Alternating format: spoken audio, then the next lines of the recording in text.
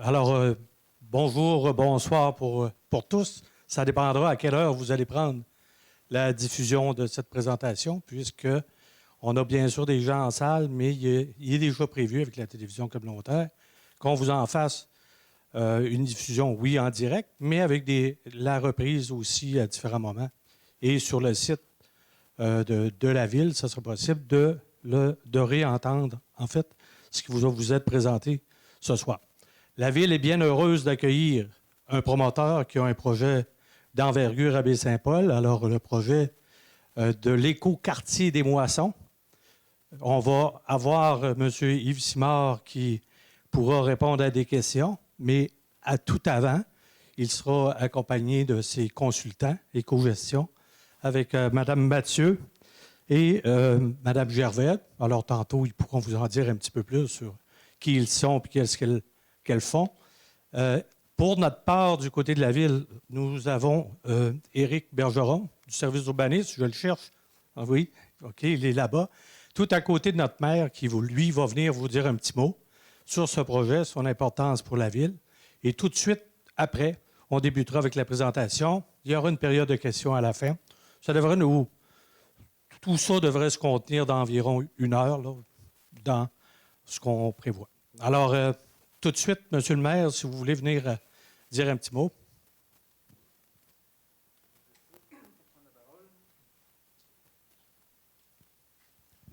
Donc, bonsoir. Bienvenue à ceux et celles qui sont en présentiel ici ce soir. Bienvenue également à ceux qui nous écoutent là, par le biais de la télévision communautaire. Je salue également là, M. Simard qui est ici ce soir là, en compagnie des gens qui travaillent là, de près avec lui dans ce projet-là. C'est un projet qui est fort intéressant. À la Ville de Baie-Saint-Paul, on est quand même content là, ce soir là, que ce projet-là soit présenté. C'est un projet qui est porteur pour notre collectivité, qui va travailler là, dans le développement de Baie-Saint-Paul pour les prochaines années. Je vais laisser là, le soin à M. Simard et ses acolytes de présenter les différents axes, mais c'est un projet qui aura plusieurs axes et qui va travailler là, à développer notre collectivité. Je pense aussi de façon responsable. C'est un projet là, qui va venir aussi travailler là, dans différents axes que Baie-Saint-Paul a besoin d'un petit coup de main. T'sais, on pense le développement de l'offre domiciliaire au niveau des résidences, au niveau également là, des logements. Il y a des axes commerciaux, tout ça qui vont pouvoir vous expliquer, mais je crois encore que c'est un très beau projet pour Baie-Saint-Paul. Donc, sans plus tarder, là, je ne sais pas que vous n'êtes pas ici pour m'entendre parler ce soir, donc je vais laisser là, le soin de M. Bouchard là, de continuer la présentation avec les gens là, du groupe de M. Simard. Bonne soirée. Ça ne sera pas beaucoup plus long, Monsieur le maire, que de leur passer le micro.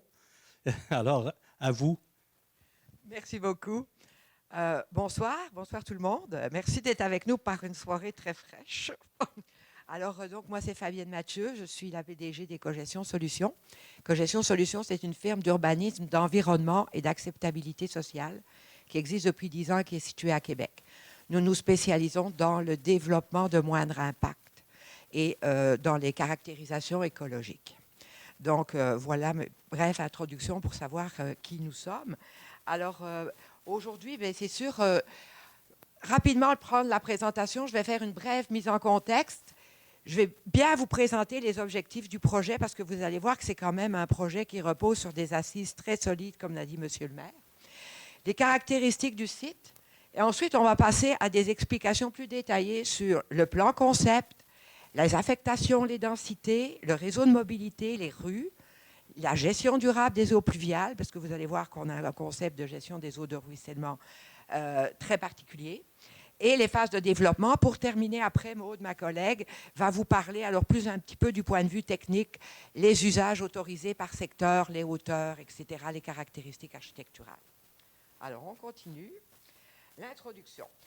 Monsieur Simard a fait affaire avec nous déjà, ça fait plus d'1 an, Monsieur Simard, pour faire une caractérisation écologique du site. Maintenant, le ministère de l'Environnement exige, avant qu'on planifie un grand développement de cette ampleur-là, de faire une étude très détaillée de l'environnement, et notamment au niveau des milieux humides, en relation avec la loi sur la protection des milieux humides et hydriques. Donc, c'est comme ça qu'on a rencontré M. Simard, et il nous a après ça demandé de faire une étude réglementaire avec lui. On a étudié la réglementation de Baie-Saint-Paul, on a travaillé avec la Ville, on a eu des rencontres avec la Ville pour finalement déboucher. Pendant plus d'1 an, on a travaillé sur la conception du projet qu'on vous présente aujourd'hui.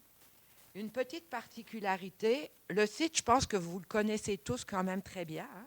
Il est situé au cœur de Baie-Saint-Paul, on ne peut pas dire mieux. Là. C'est vraiment le grand dernier terrain vacant de Baie-Saint-Paul, stratégiquement situé. Et il couvre une superficie de 20 hectares.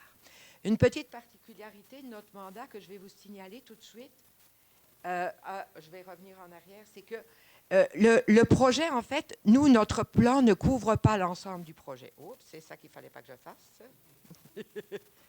Ben, je vais prendre...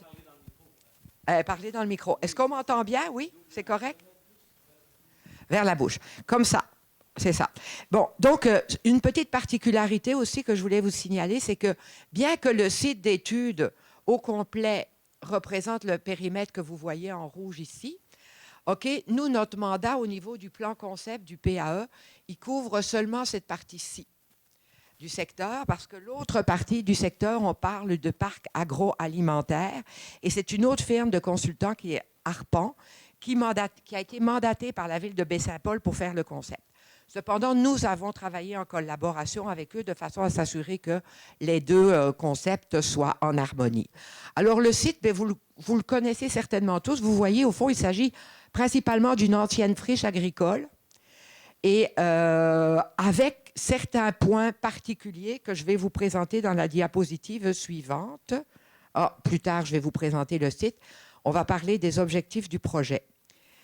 Comme je vous l'ai mentionné, nous, on a commencé en mars 2021 par avoir une rencontre avec les gens du service d'urbanisme de la ville de Baie-Saint-Paul pour discuter avec eux de comment est-ce qu'ils le voyaient, le développement de ce terrain-là. Alors, on retient, créer un milieu de vie à animer, protéger et mettre en valeur les milieux naturels, concevoir un projet appliquant les principes de développement de moindre impact et de gestion durable des eaux pluviales. Gestion durable des eaux pluviales, pour faire un raccourci, là, bref, c'est qu'on va maximiser l'infiltration. Hein, à Baie-Saint-Paul, vous avez des problèmes d'inondation, tout le monde le sait, là. Mais nous, au lieu de rejeter toutes nos eaux pluviales dans la rivière du Gouffre, bien là, on va maximiser ce qu'on peut infiltrer sur le terrain. On va proposer, ce que la ville nous demandait aussi, c'est des modèles de bâtiments évolutifs pour favoriser la pérennité et assurer la rétention des ménages. Donc, on va avoir différentes typologies de logements, mixité des usages, un milieu de vie inclusif qui répond à plusieurs besoins pour les résidents, donc la mixité des fonctions. On va minimiser l'entretien au niveau des infrastructures, puis s'inspirer du concept de l'agroalimentaire, hein, qui est quand même caractéristique au niveau du développement économique de Baie-Saint-Paul, pour aller chercher justement des caractéristiques dans le projet en lien avec l'agroalimentation. Ça, c'est la partie que vous voyez là, ce n'est pas notre plan, c'est le plan de l'Arpan. Mais c'est pour vous montrer que donc, nous, on est venu s'arrimer avec la partie du parc agroalimentaire. Nous, le projet se situe ici. Alors, les objectifs du promoteur maintenant. Évidemment, c'est notre client, lui aussi, il a ses objectifs. Hein. Alors, lui, ce qu'il nous a demandé, c'est d'offrir des terrains à un prix abordable pour pouvoir attirer des jeunes familles, prévoir un lotissement commercial flexible afin de pouvoir attirer des grandes surfaces, mais aussi des petites, tout en offrant une certaine visibilité à partir de la route 138. Bien, c'est normal, hein, la visibilité commerciale, c'est important. Offrir des espaces de bureaux au rez-de-chaussée, prévoir une polyvalence entre les usages agroalimentaires et les usages résidentiels, proposer des plans d'ensemble, vous verrez tout à l'heure plus tard ce que ça veut dire, des plans d'ensemble, et planifier un développement résidentiel conventionnel avec des lots individuels dans les parties adjacentes au développement existant. Je vais y revenir plus tard. Et là, maintenant, il y a les objectifs de la ville, il y a les objectifs du promoteur, mais nous, comme je vous l'ai dit, on est une firme d'urbanisme qui faisons du moindre impact. Donc, on travaille aussi avec des grands principes et des objectifs. On ne fait pas du lotissement vraiment conventionnel. Donc, nous, le principe que l'on a, c'est des principes théoriques, hein, en urbanisme, comme dans n'importe quelle science, on a des théories, là. Donc, nous, nos principes de concept, c'est ce qu'on a choisi, c'est le concept d'écoquartier. Alors, qu'est-ce que ça veut dire, un écoquartier? Je ne vous donnerai pas un cours là-dessus, mais bon, une densité quand même assez élevée, entre 40 et 45 logements à l'hectare. Ça ne veut pas dire que c'est tous des condos ou des blocs appartements. Ça veut dire qu'on a une diversité au niveau des types d'habitations qu'on va retrouver sur le site. Mixité des fonctions. Pourquoi? Bien, c'est pour contribuer au dynamisme économique et social du secteur. Hein, on est dans un quartier où la trame urbaine, OK, on va favoriser la mobilité active. Donc, on ne va pas se retrouver dans un quartier où chaque fois qu'on va vouloir acheter une panne de lait, on va être obligé de prendre sa voiture. On va vraiment axer beaucoup sur les déplacements à pied, les déplacements en vélo. Donc, tout ce qu'on appelle la mobilité active. Beaucoup aussi de diversité et de variété au niveau des espaces publics. Hein, on le sait avec la COVID, comment ça nous a démontré l'importance d'avoir dans nos milieux urbains différents types d'espaces publics pour que les gens puissent vivre à l'extérieur. Hein. Quand on est confiné, c'est très important. La qualité et la diversité des espaces publics sont très importants. Préserver les milieux naturels, bien sûr, puis réduire la présence de l'automobile. L'autre principe dont je vous ai sommairement parlé, je vais aller vite, c'est qu'on va appliquer le concept de gestion durable des eaux pluviales, donc on va maximiser l'infiltration à la source. Alors, les caractéristiques du site maintenant. Donc, on a fait, la première étape de ce qu'on a fait pour M. Simard, c'est une caractérisation écologique.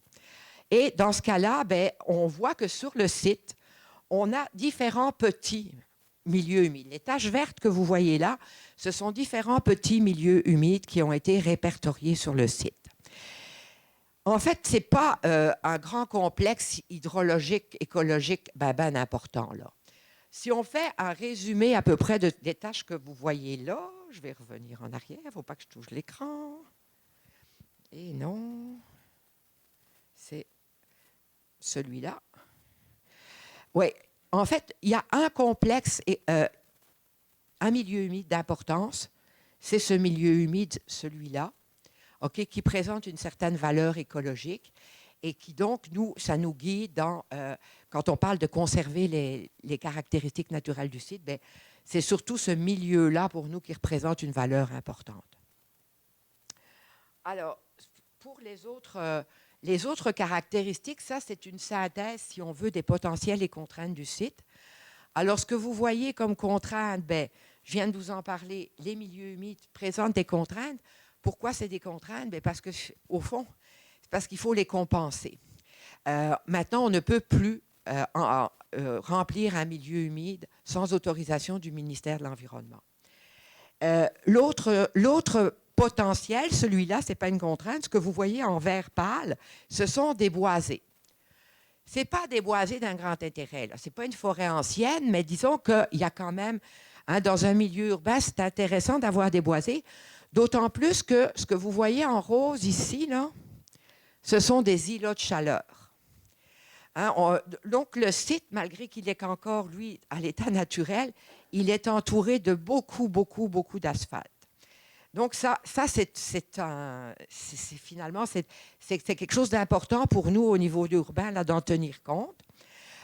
Un autre petite contrainte, c'est qu'on a quelques présences de fortes pentes, en rouge ici. Puis, on a quand même, d'un point de vue commercial, les objectifs sont importants. Au niveau commercial, on a quand même une barrière visuelle ici, là, qui sont finalement les bâtiments qui sont situés le long de la route principale, qui peuvent constituer une contrainte. Alors, on continue le concept de développement. Je reviendrai, vous verrez plusieurs versions de ce plan-là, mais je vais passer directement à l'étape suivante. Elle est moins belle, là, mais d'un point de vue technique, pour moi, c'est plus facile de vous expliquer.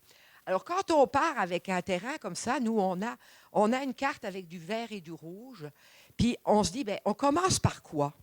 Comment est-ce qu'on fait pour planifier un réseau routier? Bien, dans ce cas-là, nos principes de base ont été les suivants. On a une zone humide ici avec un boisé intéressant à conserver. OK? On a un quartier résidentiel existant qui est relativement enclavé.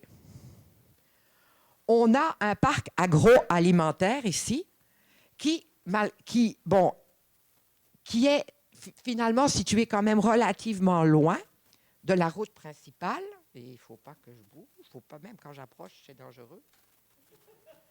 Et voyons. Ah, j'y suis revenue. Donc, on a ça, on a ça, on a ça, Et on a une volonté déjà, comme on l'a dit, de mettre du commerce avec une visibilité sur la rue principale. Puis à l'intérieur de tout ça, il faut répartir différentes catégories de bâtiments, de logements résidentiels. On ne voulait vraiment pas créer une artère colossale, importante. Hein, parce que même si on parle quand même de 250 unités de logement à peu près, ce n'est pas un boulevard. Hein, on veut réduire la place de l'automobile. Donc, on a prévu finalement une artère, une collectrice hein, intéressante, mais qui n'est pas en ligne droite, justement pour ne pas favoriser la vitesse, etc. etc. L'autre chose, c'est l'accès au quartier ici. On voulait désenclaver le quartier. On avait le choix d'y aller par là ou d'y aller par là, mais on préférait de loin y aller par là parce qu'on s'éloigne de l'accès sur la route 160. J'étais sur la 169 hier, fait que là, je suis sur la 138, OK, sur la 138. Donc, on voulait aussi offrir, et en plus offrir à ces gens-là la possibilité d'accéder au parc, d'accéder aux zones commerciales facilement. C'était un peu comme ça qu'on s'est guidé. Au niveau de la répartition des fonctions, Maud, tout à l'heure, vous donnera des détails. Mais les couleurs que vous voyez là, le jaune pâle, c'est de la faible densité, donc de 1 à 2 logements maximum. Le orangé brun, là, c'est de la moyenne densité, maison en rangée, triplex, pour finir avec des zones de forte densité au centre. Le rouge, bien évidemment, c'est de la fonction commerciale. Vous allez voir les détails tantôt. Le assuré, ici, c'est une fonction mixte, c'est-à-dire que c'est une vocation à la fois résidentielle et commerciale. On peut avoir du commerce au rez-de-chaussée et des logements à l'étage. Et enfin, ce que vous voyez en vert, ça, c'est le parc agro. Et il y a un lien qui se fait ici, là. C'est important aussi de le voir. Ce n'est pas un lien routier, mais c'est un lien qui va se faire via une esplanade. Et le lien va se faire au niveau piétonnier et au niveau cycliste. Et au niveau visuel aussi. Parce que le boulevard des Moissons, parce qu'il va s'appeler le boulevard des Moissons, c'est le nom qu'on propose. Ce sont tous des beaux noms que le promoteur a trouvés d'ailleurs. On aimait beaucoup ces noms. Donc, il va se prolonger, ce boulevard des Moissons-là va se prolonger visuellement par une esplanade à l'intérieur de la zone agroalimentaire. La zone R6 que vous voyez là, ça, c'est parce que là, on commence à être loin dans le temps, là. On propose une vocation mixte, mais on ne l'a pas définie précisément aujourd'hui, parce qu'on va voir comment va se développer l'ensemble du projet pour finalement se terminer par une zone qui va être soit de l'agroalimentaire, parce que le parc agro aura bien fonctionné, soit de la forte ou de la moyenne densité. Donc, c'est pour ça que vous avez un assuré ici. Si on regarde au niveau maintenant des détails un peu au niveau des fonctions, bien, vous voyez, les rues, en fait, elles représentent seulement 10 % du projet. C'est peu, c'est très, très peu. En moyenne, les rues, c'est 22 %. Mais nous, notre objectif, c'était de réduire la place de l'automobile, donc on l'atteint. La superficie des espaces verts et des espaces publics, on a 11 %. 11 %, c'est la partie d'espaces verts que vous voyez ici, qui est un parc à vocation naturelle. Hein. Ce n'est pas un parc de jeux, c'est plus un parc où on va conserver les milieux humides puis les boisés. Le Water Square, lui, c'est un espace... Bon, le Water Square, je vous expliquerai un peu tout à l'heure, c'est quoi. Le Water Square, en fait, c'est un espace public, mais quand il pleut, il y a de l'eau dedans. C'est un bassin de rétention, finalement, mais qui sert d'espace public que l'on peut utiliser pour un marché public, pour une zone d'agora. L'hiver, ça peut être une patinoire. Donc, il est intéressant, il est situé au cœur du quartier et il vient en complémentarité avec le parc. La superficie agroalimentaire, c'est 22 % du site. Les superficies commerciales, c'est 44, presque 45 % du site. Donc, c'est quand même important. Et en fait, la superficie résidentielle totale, c'est seulement 24 % du site. Donc, on voit les dominantes au niveau des fonctions. Mais même si on est seulement sur 24 % de la superficie du site, on atteint notre objectif. On a 232 logements, ce qui veut dire une densité de 40 logements à l'hectare, qui était notre premier objectif au niveau des écoquartiers. Vous vous souvenez? Le premier, je vous ai dit, c'est d'avoir quand même une certaine densité au niveau de l'habitation. Alors, au niveau du commerce, je laisserai ma collègue Maud en parler tout à l'heure parce qu'elle va vous expliquer au niveau du zonage chaque particularité de chaque zone résidentielle. Je vais plus m'attarder, moi, au niveau des zones commerciales. Ce qu'on a prévu au niveau des zones commerciales, c'est pas là, la notion de centre d'achat. Maintenant, on ne fait plus ça. Maintenant, on va plus prévoir des terrains autonomes, OK, qui sont des bâtiments de plus petite dimension, sauf celui-là où on a prévu quand même de pouvoir accueillir une grande surface dans ce secteur-là. Mais de façon générale, dans cette partie-là, c'est une série de petits terrains, mais avec une mise en commun des espaces de stationnement. Donc, au fond, quand on est... Oh, je vais me choquer. Donc, quand on entre finalement quelque part, on veut aller, je ne sais pas moi, à la clinique médicale qui est là, mais on peut entrer par là, mais une fois qu'on est stationné là, on peut très bien aller à la pharmacie qui est là, ou on peut très bien aller... C'est plus drôle. C'est des fois, je le touche, il ne bouge pas, puis... Ah, là, je ne l'ai pas touché, là.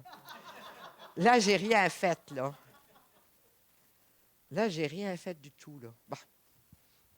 Je pense que c'est juste le son de ma voix qui le fait changer. Donc, vous voyez, ce sont tous des petits bâtiments, des petits et grands, là. Ce sont tous des bâtiments indépendants, mais qui sont reliés par des espaces de stationnement. On voit qu'au niveau des superficies commerciales possibles, mais c'est un maximum, ce qu'on a calculé là au niveau des superficies, au niveau commerce au rez-de-chaussée, on est à 6 800 mètres carrés, ça veut dire 68 000 pieds carrés. C'est bien ça? Je ne me trompe. Et au niveau des surfaces à bureaux, donc aux étages, par exemple, on parle d'environ 11 552 mètres carrés, donc 120 000 pieds carrés de potentiel dans le zonage commercial. Bon, le réseau de mobilité, très important, hein, on parle de mobilité active. Donc, ce que vous voyez sur la carte ici, d'abord, en vert, ce sont les sentiers piétonniers. D'accord? Donc, vous voyez qu'on vient désenclaver ici pour permettre aux gens de ce secteur-là ici de passer. On vient chercher, à travers le parc ici, tout un circuit, si on veut, de sentiers piétonniers qui vont plus ressembler à sentiers en nature, là, comme vous voyez l'image en haut. On a évidemment un sentier ici pour permettre d'aller au parc agro. Et ce que vous voyez en bleu, c'est un peu l'épine dorsale du projet, c'est la piste multifonctionnelle, la piste cyclable, qui part de la route 138 et qui va jusque la rue du Golfe. De l'Équerre, la rue de l'Équerre. Je sais qu'il y a le Golfe, mais bon, la rue de l'Équerre. Donc, c'est vraiment l'épine dorsale.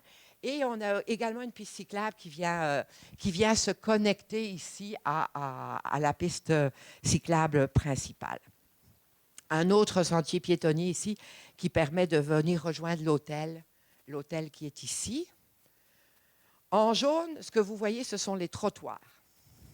Vous allez voir, on a un concept assez particulier au niveau des rues. Je vais... Oui, s'il veut. Il ne veut pas. Pourquoi il ne veut pas? Ah! Oui. On a un concept au niveau des rues assez particulier. C'est qu'au lieu d'avoir un réseau d'égouts pluvial, on va travailler avec ce qu'on appelle des nous. Les nous, au fond, là, ce sont des fossés, mais beaucoup plus beaux, là. Un nous, c'est un fossé, mais qui est plus large que creux. Pourquoi? Parce qu'on veut que l'eau s'infiltre. Un fossé, ça a pour fonction d'étirer l'eau, de sortir l'eau rapidement de la rue, tandis que la noue, elle, comme elle est beaucoup plus large, elle va avoir le temps d'infiltrer une partie de l'eau. Et la beauté des noues, c'est que c'est vert. On appelle ça des infrastructures vertes. Donc, c'est du gazon, puis c'est des arbres. Et on va... Bon, là, évidemment, la première coupe de rue que je vous montre, c'est le boulevard des Moissons. C'est peut-être pas là qu'on a réduit au plus l'asphalte, là, vous allez voir. Mais parce qu'il y a quand même une certaine circulation, comme je vous l'ai dit, c'est la collectrice du projet. Mais ça vous donne une idée du profil. Donc, le boulevard des Moissons, à sa première section, On va avoir une chaussée de 9 mètres, c'est 3 voies 9 mètres. Pourquoi? Parce qu'il faut donner accès aux camions à certains terrains commerciaux. Mais ce n'est pas sur une très longue distance. La section de 9 mètres, là, elle est seulement à l'entrée ici. C'est sur une toute petite distance. Vous voyez? Après ça, on va tomber à une section de 6 mètres à 7 mètres. On va la réduire de beaucoup. Je reviens, donc, la section de la chaussée, elle est large un tout petit peu, puis après ça, elle se réduit de beaucoup. On a un trottoir continu d'1,5 m d'un côté. On va avoir un terre-plein, nous, de 2,25. On a la piste multifonctionnelle, la piste cyclable. On a un autre trottoir, puis on a les terrains. Donc, vous voyez comment, pour un profil de rue conventionnel de 16 mètres, dans ce cas-là, c'est 16 mètres, mais l'autre, c'est un petit peu plus large, c'est 18 mètres. Bien, on a très peu d'asphalte, finalement. On se retrouve seulement avec 7 mètres d'asphalte sur une emprise de 16 mètres. Tout le reste, bien, ce sont des nous, puis des bandes de verdure, poussière de pierre autant que possible pour la piste cyclable, mais ça va être à la ville de décider selon ses études. Nous, on recommande la poussière de pierre. Pourquoi? C'est moins imperméable que de l'asphalte. Je vais vous montrer maintenant les profils. Ça, c'est toujours le boulevard. Le profil du boulevard des Moissons, il a été très étudié. Il y a des endroits où il y a avoir des stationnements sur rue, à certains endroits, pour accommoder certains condominiums. Ici, on va regarder la rue des Récoltes. La rue des Récoltes, c'est la rue qui mène au quartier Ménard, c'est ça. Donc, vous voyez, seulement 7 mètres de chaussée. Une nous de chaque côté, une piste cyclable également. En fait, ça, ce sont les petites rues résidentielles, la rue de l'Avoine et la rue de la Luzerne. 6,5 mètres seulement d'asphalte. Par contre, une belle grande noue de 2,5 mètres. Et ça, l'avantage des noues, là, il y en a beaucoup qui me disent « Ouais, mais pas de pluvial, mais mon Dieu! » Mais écoutez, d'abord, on réduit la surface d'asphalte. Donc, il y a beaucoup moins d'eau à imprégner puisqu'il y a moins d'asphalte. Pour la neige, c'est merveilleux parce qu'on a moins de neige à déneiger. Puis la beauté des noues, c'est que la neige, vous pouvez la mettre dans les noues. Donc, ça vous donne beaucoup d'espace pour mettre votre neige. Et pour les gens qui habitent les terrains qui sont de chaque côté, là, ça leur donne finalement beaucoup plus de terrain en avant de chez eux parce qu'il y a, regardez, il y a 2,5 mètres de terrain qui appartiennent à la ville devant chez eux dont ils ne peuvent pas profiter parce que c'est quand même une noue, là, c'est une infrastructure pour recueillir de l'eau, mais c'est quand même de la verdure, pas de l'asphalte. Rue des Blés. La rue des Blés, elle est un peu particulière dans ce cas-là, étant donné que c'est de la moyenne densité avec beaucoup de maisons en rangée puis de triplex et qu'il y a beaucoup d'entrées d'automobiles qui te succèdent. Dans ce cas-là, il n'y a pas de noue. Il va y avoir un pluvial dans cette rue-là. Et en fait, nous, les terre-pleins, les rondes virées, ne sont pas des rondes virées conventionnelles où on retrouve de l'asphalte là, sur 30 mètres de diamètre. Nous, nos rondes virées, on les fait à sens unique, d'accord, avec une noue au centre, donc comme un jardin de pluie au centre, pour infiltrer l'eau et encore une fois réduire les surfaces imperméables. La gestion des eaux de ruissellement, je vous ai expliqué les principes. Ça, c'est l'emplacement des noues et des conduites pluviales. Mais ce qui est intéressant, j'ai été trop vite. Ce qui est intéressant, c'est la notion de water square, ce que je vous ai dit, l'espèce de place centrale, là, le cœur, le nœud du quartier. Au fond, c'est quoi un water square? Bien, avant tout, là, c'est une zone de rétention, avec ou sans retenue permanente. Dans ce cas-là, c'est sans retenue permanente. Ça veut dire qu'il n'y a pas d'eau en permanence dedans. Il peut y avoir des water squares avec des retenues permanentes. Je n'en ai pas mis d'image, mais où il y a toujours un peu d'eau dans le fond. Dans ce cas-là, nous, ce qu'on propose, c'est un water square sans retenue permanente. Il est aménagé comme une place publique avec des zones végétalisées. Donc, vous voyez, au fond, c'est comme un bassin qui descend. C'est une zone qui descend. Vous avez des zones végétales où on va absorber de l'eau. Vous avez des zones minérales qu'on peut utiliser comme des espaces publics. Puis au centre, vous avez une évacuation avec un régulateur de débit qui fait que quand l'eau arrive, lors des très fortes pluies, l'eau va se concentrer, va monter légèrement dans le bassin. Puis quand la pluie va cesser, lentement, l'eau va descendre. C'est un bassin de rétention, en fait. peut accueillir diverses activités, marchés publics, espaces de jeux, amphithéâtre, patinoire en hiver, terrasses extérieures pour les commerces, stationnement temporaire, etc., etc. Ça, c'est un petit peu une ambiance pour vous donner une idée à quoi ça peut ressembler un Water Square. Et je pense... Ah, il me reste une diapo. Après ça, je passe la parole à... Hey, je suis bonne, j'ai 30 minutes. Les phases du projet. OK? La phase 1, on parle de 2022, on l'espère, oui, 2022 à 2024. Donc, vous voyez, il y a le boulevard des Moissons ici, puis la rue des Récoltes qui est ici, qui sont prévus, de façon à venir chercher la zone commerciale, mais aussi un petit peu de moyenne densité, puis de la faible densité de ce côté-là.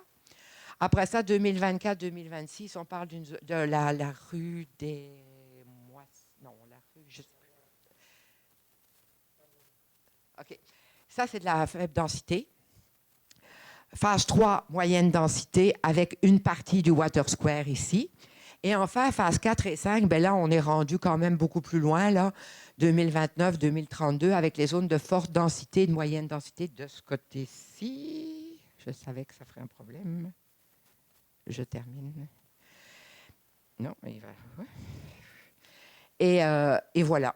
Je pense que j'ai répondu. En tout cas, c'est ce qui touche le concept. Maintenant, on va vous présenter plus en détail chacune des zones puis les caractéristiques architecturales. Merci Fabienne. Je vais essayer de ne pas me chicaner avec l'écran. Alors, c'est ça. Moi, je vais vous présenter les normes de zonage et de lotissement. C'est un peu plus technique, fait que je vais essayer de ne pas vous endormir puis de passer aux informations les plus intéressantes, là. Alors, je ne sais pas si vous vous rappelez, tantôt, on vous a montré le plan des affectations avec les zones qui étaient forte densité, moyenne densité, faible densité. On est parti de ça pour faire le plan de zonage. Donc, on est venu diviser tout le projet en zones. Alors, ce que vous voyez ici, c'est vraiment les différentes zones du projet.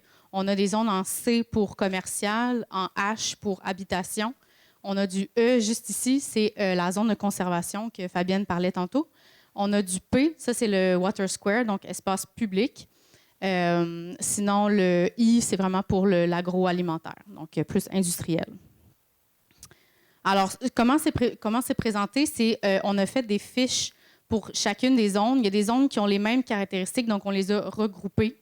Puis les fiches, dans le fond, c'est vraiment tout ce qui a trait au zonage, au lotissement, à la gestion des eaux pluviales, aux caractéristiques architecturales aussi. Alors, pour commencer, on a les deux zones que vous voyez en jaune ici. Ça, c'est vraiment ce qui est plus en résidentiel de faible densité. Fait que ce qu'on va trouver, c'est de l'unifamilial ou du bifamilial. Ça peut être des bâtiments isolés ou jumelés. Et ici, on a toujours mis des photos là, faites par les architectes pour montrer un peu de quoi ça pourrait avoir l'air. Donc, ça, c'est pour ces zones-là. Bon, je ne vais pas vous parler de tous les chiffres, là, mais ce qui est important à retenir, c'est vraiment les hauteurs des bâtiments. Ici, on parle de 9 mètres maximum. Puis sinon, c'est ça. Pour ce qui est de l'architecture, je vais vous faire, dans le fond, je vais vous lire cette fiche-là, mais les autres sont semblables. Il y a quelques petits détails qui peuvent changer d'une zone à l'autre, mais le principe reste le même. Donc, pour ce qui est des matériaux de revêtement, on a travaillé avec la ville de Baie-Saint-Paul pour arriver à ces matériaux-là. Donc, on a briques d'argile ou de béton, en bois, en pierre, panneaux architectural, fibres de bois, crépi, fibrociment ou panneaux de béton léger. Donc, ce qu'on voulait, c'était de garder le plus possible des matériaux de revêtement naturels, donc pour préserver un caractère. Là, tantôt, on parlait d'un caractère agricole, mais garder un caractère plus champêtre là, qui fonctionne bien avec la ville. Au niveau des revêtements en façade, dans le fond, on autorise, ou plutôt on vise un maximum de 3 matériaux différents de revêtement. Donc, autant qu'on veut venir diversifier avec plusieurs matériaux, on veut quand même que ça reste sobre.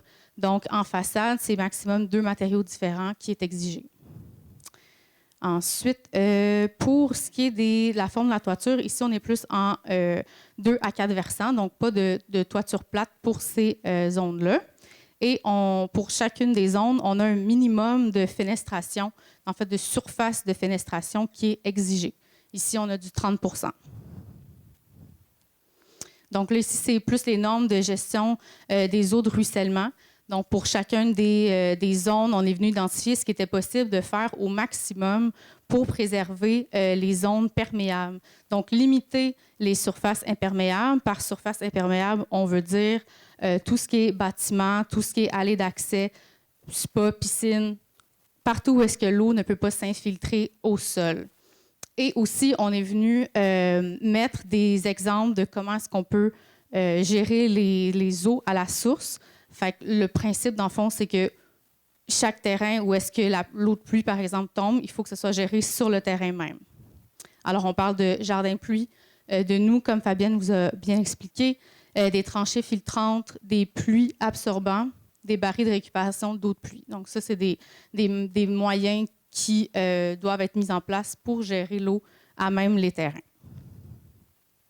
Alors ici, on a la zone de moyenne densité. Donc, on a du unifamilial et bifamilial, mais cette fois-ci en rangée. Donc, on a des exemples ici de quoi ça pourrait avoir l'air, des maisons en rangée. On a 2 zones là, qui sont en jaune ici. Pour ce qui est des normes, on parle ici de 10 mètres maximum pour ces maisons-là. Sinon, au niveau de l'architecture, c'est semblable à ce qu'on a vu dans les autres zones, sauf qu'on parle d'un minimum de 40 % de surface fenestrée. Pour ce qui est de cette zone-là, ici, on est plus on est encore dans la moyenne densité, mais plus en triplex. Donc, on parle d'habitation trifamiliale, donc des triplex. Ils peuvent être isolés, jumelés ou en rangée. Ici, on a un exemple de triplex en rangée, mais ça peut aussi être un bâtiment triplex là, seul. Pour ce qui est des normes, on peut passer. Ici aussi, c'est le même principe que tout à l'heure, donc normes d'aménagement des terrains. Ici, on a un maximum de 35 % de la superficie qui peut être imperméabilisée. Ce qui est un peu moins parce que c'est des plus gros gabarits de bâtiments. Ici, ça revient au même, sauf qu'ici, on vient autoriser la toiture plate pour les maisons en rangée. Ça, c'est la même chose, sauf qu'on est venu ajouter que, dans le fond, pour les triplex là, qui sont dans une même zone, il peut y avoir des jardins-pluie collectifs. Donc, plusieurs, comme ici sur la photo, on voit, il y a plusieurs habitations qui partagent une aire de biorétention. Donc, ça, c'est possible. Cette zone-là, ici, on a la haute densité. Donc, on parle d'habitations multifamiliales isolées. Ici, c'est des 6 logements. Donc, 6 unités de logement là, par bâtiment. C'est une hauteur de 15 mètres pour ces zones-là. Ça, on va passer. Sinon, c'est les mêmes critères, là, sauf que c'est comme pour les maisons en rangée, on parle de toiture plate aussi. J'essaie de passer vite. Ici, on est dans le Water Square. Donc, comme Fabienne disait, on veut venir autoriser les marchés publics. Donc, on est venu, dans les usages autorisés, là, mettre le C1 pour pouvoir avoir les marchés publics. Et on a aussi du P1 puisque c'est un espace public. Ici, on a notre zone conservée. Donc, c'est un boisé là, qui est dans l'usage E1. Ça, c'est de la conservation. Donc, si je ne me trompe pas, c'est vraiment juste des sentiers qui peuvent être aménagés dans ce secteur-là. Ça, ici, c'est la zone mixte. Donc, la zone qui est en face du Water Square. Ici, on vous a mis des exemples de quoi ça peut avoir l'air, là, des bâtiments mixtes, bureaux, commerces, logements. Donc, ici, on a de l'unifamilial, on a du commerce qui est autorisé, de la vente au détail et des produits, services professionnels d'affaires, ça, c'est les bureaux. Récréatifs, santé et c'est des bâtiments isolés. Donc, ça, c'est pour les informations du mixte. Les normes d'implantation pour le mixte, on a une hauteur du bâtiment de 18 mètres. Donc, ici, c'est un peu plus haut. Ça, ici, c'est les zones commerciales qui sont le plus près de la 138. Donc ici, on autorise plus d'usages que ceux qui sont à l'intérieur du quartier. Le plus d'usages, en fait, c'est la vente au détail des véhicules motorisés et d'entretien général pour véhicules. Donc, c'est les deux usages qu'on autorise sur les terrains qui sont plus vers la 138. Puis sinon, dans les services, on a services professionnels, donc des bureaux. On a services d'hébergement, services de restauration, services de divertissement et aussi du public communautaire. La hauteur pour le boulevard, en fait pour la 138, c'est 12 mètres maximum. Donc, ce qu'on veut faire, c'est que le 18, il soit plus loin là, de la 138, qu'il ne soit pas directement sur le bord de la 138. On est un petit peu plus bas. Et enfin, je pense que c'est la dernière fiche, c'est les terrains dans le fond commercial qui sont plus à l'intérieur du quartier. Donc là, ici, on ne vient pas autoriser là, véhicules et entretien général comme pour l'autre, mais seulement vente de produits, vente au détail, bureaux et tout le reste là, de services et publics. Pour une hauteur de 18, donc ça respecte là, l'hauteur en gradation dont je parlais. Ça ici, le nombre de lotissements, c'est pas mal les mêmes choses. Donc, on a des critères d'aménagement de terrain qui sont un peu différents pour tout ce qui est commercial. Je ne vais pas vous lire, mais si jamais vous avez des questions, on pourra venir plus en détail, là, regarder les informations. Et puis ici, ce qu'on fait pour le commercial, vous avez remarqué qu'on n'a pas de détail architectural. En fait, c'est que toute la partie commerciale va être soumise à un PIA. Je ne sais pas si vous savez c'est quoi, un règlement sur les implantations et intégration architecturale. Donc, pour ça, dans le fond, dès qu'il y a un projet qui est mis sur la table, il faut passer par le comité consultatif en urbanisme de la ville et que le projet soit approuvé selon des critères, des objectifs qui sont déterminés à l'avance. Donc, ces critères-là, dans le fond, ça peut être attrait à la volumétrie, aux matériaux de revêtement, au nombre de matériaux, comme on a vu tantôt. Ça peut être aussi la toiture, comme par exemple pour le commercial, c'est à 2 versants, à 2 croupes ou plat. Après ça, pour la fenestration, on a des critères. Par exemple, il faut maximiser les ouvertures côté sud-ouest pour favoriser l'énergie passive. On veut aussi des fenêtres vedettes punch windows en avant là, du Water Square. Puis sinon, pour les éléments architecturaux, on veut utiliser des éléments tels que des marquises, des portiques, des saillies, des détails là, architecturaux pour venir faire une signature un peu. Et c'est tout. Donc, je vous repasse le micro. Merci, Mme Gervais, Mme Mathieu, tout avant. Hein? C'est une belle présentation. En fait, on va arriver à la période de questions et ce qui importe de vous dire, c'est que ce projet-là, pour qu'il se réalise, il y a quand même des étapes à franchir encore au niveau du conseil municipal. Entre autres, il y a l'adoption de ce que vous avez eu comme présentation. Donc, le plan d'aménagement d'ensemble devra être approuvé par le conseil. Par la suite, il y a tout ce qu'on vous décrivait comme étant de l'intention du promoteur par rapport au zonage.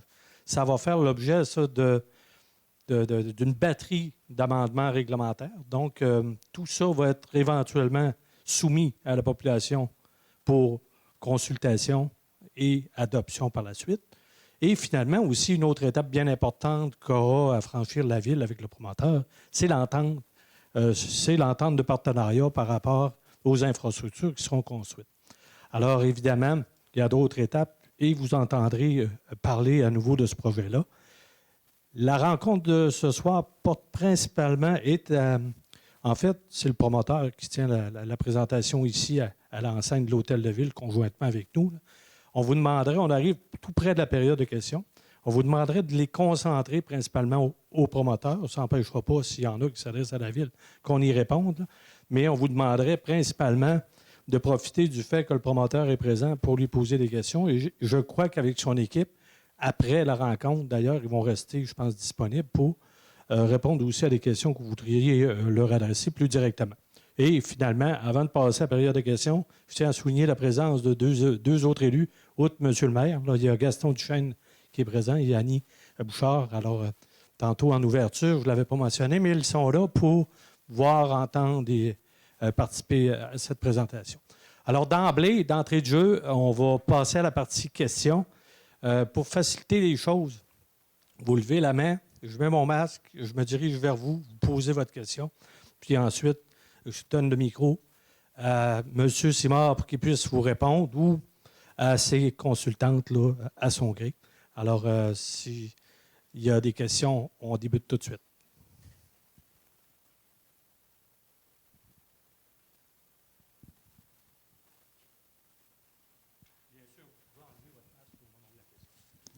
Bien, bonjour. Moi, je reste dans le développement de quartier Ménard, justement. Je suis dans la rue Georges-Édouard. Puis je voulais savoir, parce qu'on voit que les bâtiments peuvent aller jusqu'à une hauteur de 9 mètres de hauteur. C'est quand même considérable, considérant que nous, on reste sur la partie où en arrière, c'est justement la nouvelle partie qui va arriver. Alors, je voulais savoir, est-ce qu'il y a un moyen, soit par la ville ou soit par vous, votre projet, de justement, on disait tantôt que le quartier est enclavé. Est-ce qu'il y a moyen d'avoir des bâtiments avec une hauteur qui va être moins haute, considérant qu'on est déjà des résidents existants de la place? Ça serait ma première question. J'ai oublié de dire que merci pour la présentation. C'était une très belle présentation. On ne se croirait pas à Baie-Saint-Paul dans le futur qui s'en vient. Mon autre question, c'est quel est l'enjeu entre une rue et un boulevard? Parce qu'on voit qu'il y a le mot boulevard. Le boulevard peut m'inquiéter dans son terme et son utilisation avec le MTQ ou les autres réglementations qu'il peut avoir. Ça, c'est une question que j'avais aussi. Les commerces, est-ce qu'il va y avoir, soit par la ville, je pense pas que ça va être la ville, mais est-ce qu'il va y avoir des heures de livraison?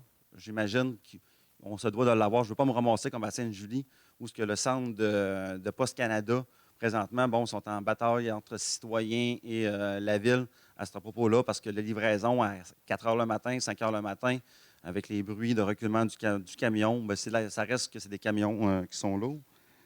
Et le marché public, on parle d'agora, d'amphithéâtre, parle-tu d'un party le soir là où est-ce qu'on peut avoir du son là, qui va être vraiment important dans la hauteur du quartier résidentiel où on va être, puis avec les nouveaux résidents qui vont être là également. Je ne sais pas si j'en ai posé trop en même temps, là, mais...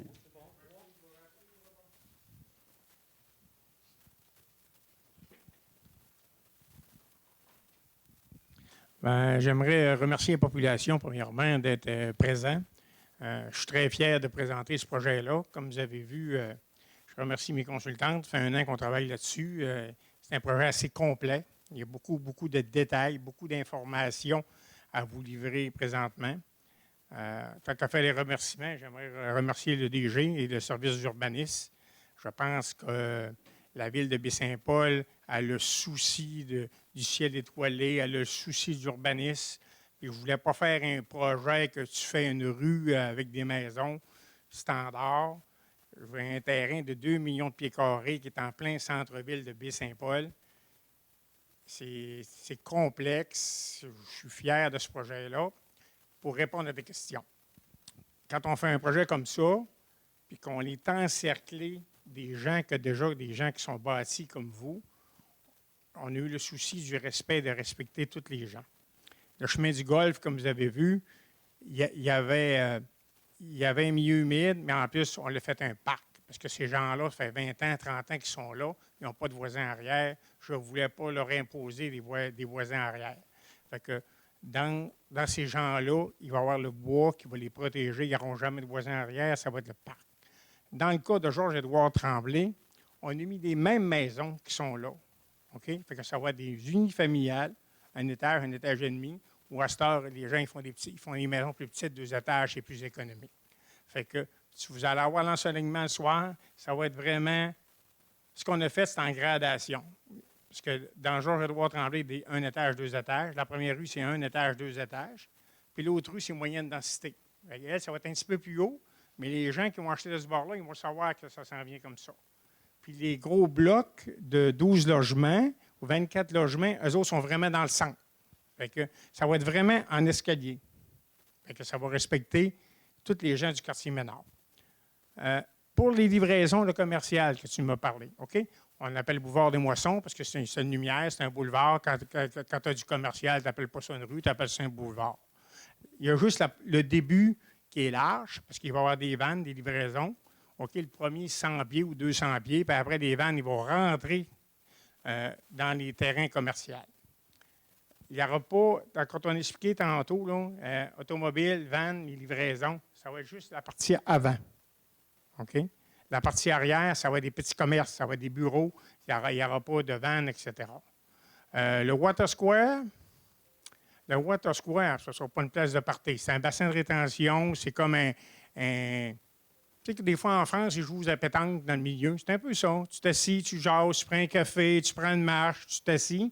Puis ça sert, quand il y a des fortes pluies, à faire la rétention. Si quelqu'un veut faire une patinoire, si la ville veut faire ça, si quelqu'un veut vendre. Parce que cette section-là, ça va être des petits commerces. Est-ce que ça va être peut-être des coiffeuses, des bureaux, des notaires, des fleuristes? Puis les gens, ils vont acheter, puis ils vont rester au deuxième étage, troisième étage, ça va être le bâtiment. C'est un peu ça, le concept. OK? Puis là, le concept, il va être évolutif aussi. Hein? À un moment donné, on est en 2022, c'est un concept qui va aller, moi, je pense que dans 10-12 ans, on va être plein. Après, bien, ils vont s'ajuster, mais normalement, le concept, ça va suivre ce qu'on présente. À part cette partie-là, que la ville, on s'est parlé que si le parc agro, c'est un succès, parce que le parc agro, là, quand on va arriver ici dans la rue, là, ça va être ça, là, c'est... Oups. Je suis comme Mme Mathieu. Ici, là, tu vas avoir la visibilité, ça va être la piste multifonctionnelle. Ça, c'est des jardins, c'est des trottoirs. Puis l'hiver, ce que j'ai conçu, c'est que l'hiver, la piste de motoneige, elle va passer ici, elle va s'en venir, puis elle va rentrer à l'hôtel du Golfe comme il l'était, parce que la motoneige, c'est très important pour Baie-Saint-Paul. OK? Fait que la piste de motoneige va servir d'hiver. Puis ça ne nuira pas parce qu'ici, c'est industriel. Fait qu'elle va passer juste devant les deux blocs, puis elle s'en va le long du parc. Fait que le bruit, ça ne dérangera pas. Puis moi, je pense que dans 5 ans, dans 5-6 ans, il va y avoir des motoneiges électriques ou 4 temps. Fait que ça va être un bon complément. Est-ce que j'ai oublié des questions? T'en restais-tu une? Ou j'ai fait le tour? Ben, l'animation, c'est l'animation du Water Square? Non, j'en ai discuté, Martin. Est-ce qu'il y a quelqu'un qui a une autre question?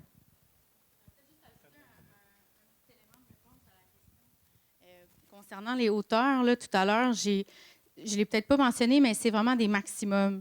Donc, quand j'avais dit 9 mètres pour les zones à faible densité, ça va probablement être moins. Tu sais, par exemple, ici, c'est de l'unifamilial, donc du 7 mètres, 7 mètres et demi. Tu sais, ça ne risque pas d'être vraiment plus haut que ça, mais on devait quand même mettre un maximum pour plusieurs zones à la fois. Donc, c'est pour ça qu'on est en maximum de 9. Voilà. Avez-vous une autre question? Oui, non? De toute façon, comme on le disait tout à l'heure, le promoteur, ses consultants restent ici en place, les gens de la ville aussi. Lorsque vous avez des questions, ça va nous faire plaisir. Puis à ceux qui écoutaient ce soir, bien, vous pourrez adresser vos questions et bien sûr dire qu'il y a eu cette présentation. Ça sera sur le site web de la ville de Baie-Saint-Paul et rediffusé par la télévision communautaire. Je voulais ajouter, puisque tout à l'heure, j'ai vu, il y a une erreur là, dans le plan, ce n'est pas mon numéro de téléphone. Je ne sais pas ce qui s'est passé. Fait que si les gens avaient des questions, c'est 418-580-6560. Puis là, je vais vous dire que là, je suis en train de faire les plans d'ingénierie. D'ici un mois, ça va être fait. Puis je pense débuter fin août mes rues pour que les gens commencent à bâtir les maisons cet automne pour livrer l'année prochaine. Puis d'ici un mois et demi, je vais commencer à mettre les terrains en vente. Alors, merci tout le monde pour votre participation. Monsieur Simard, bon succès avec votre projet. Merci pour la présentation.